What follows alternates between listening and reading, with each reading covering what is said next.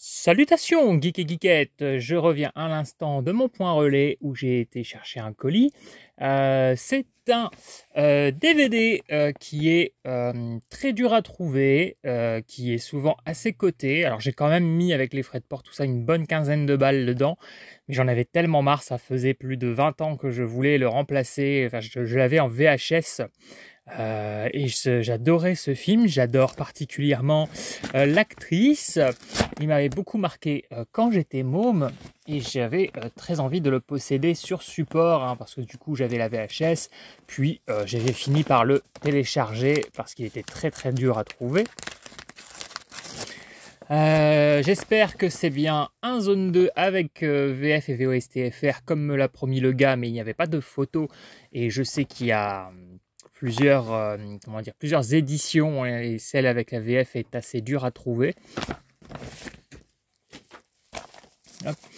Donc ce film en VHS s'appelait Une épouse trop parfaite et en DVD il s'appelle A Dream Lover. Est-ce que vous connaissez ce film? Est-ce que vous en avez déjà entendu parler?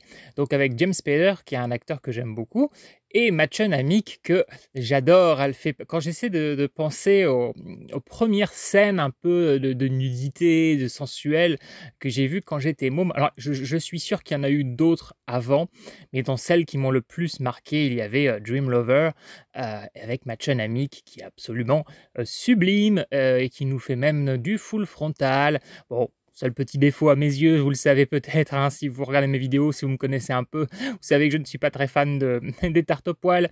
Mais je veux dire, voilà, à part ça, cette femme est magnifique et j'aimais beaucoup ce petit thriller manipulateur. Il m'avait assez fasciné parce que j'étais assez petit quand je l'ai vu. Et je comprenais pas forcément pourquoi elle avait envie de manipuler comme ça, parce qu'il n'y a pas vraiment de justification. Je veux dire, on voit qu'elle est tout simplement malsaine, que c'est sa nature profonde. Et moi, quand j'étais petit, j'étais entouré de gens que je trouvais malsains. Je sentais que c'était en eux. Et j'avais envie parfois de justification, mais il n'y en a pas toujours des justifications. Il y a parfois simplement des gens qui aiment faire le mal. Donc je vérifie, je vois bien qu'il y a le logo Zone 2, la langue française et les sous-titres français. Donc c'est parfait, comme ça je pourrais revoir cette VF à laquelle j'étais attaché, mais également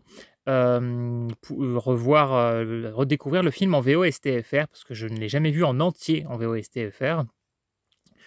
Donc ce film était sorti en 1994. Donc moi je me souviens que mes parents l'avaient acheté en VHS dès qu'il était sorti au Club Dial. Donc en 94, donc ça c'est la sortie officielle. Donc je pense que le temps que ça sorte en VHS, on devait être en 95. Donc j'avais peut-être à peu près 8 ans quand je l'ai vu. Donc il m'avait beaucoup marqué, notamment le final aussi. Alors c'est peut-être pas un très grand film, peut-être que si vous allez le découvrir aujourd'hui, vous allez me dire oui, ça c'est un petit thriller de ces années-là, comme on en a vu un millier d'autres. Moi, ça a fait partie des premiers thriller des années 90 que j'ai vu, celui-ci, Mauvaise Influence avec Rob Lowe aussi et James Spader déjà. Donc c'est des films qui ont un parfum pour moi, qui ont une aura, qui ont quelque chose que j'aime particulièrement. À chaque fois que je les revois, je ressens encore un peu les choses comme quand j'étais enfant. J'ai des réminiscences comme ça. Donc voilà, moi je l'aime beaucoup ce film. Donc je vais vous le conseiller, mais bon, je ne peux pas savoir si vous allez vraiment le ressentir comme moi j'ai pu le ressentir et de la manière dont je le ressens encore et encore quand je le revois. Je pense pas que ça sera aussi fort pour vous, mais en tout cas moi je l'avais beaucoup aimé. Donc voilà, donc James Spader, Mädchen Amick, Dream Lover, je vous le conseille. Moi je sais que je vais couper cette vidéo et le mater directement parce que voilà, ce film me manque. En tout cas sur support, ça va être la première fois depuis la VHS que je vais pouvoir le revoir.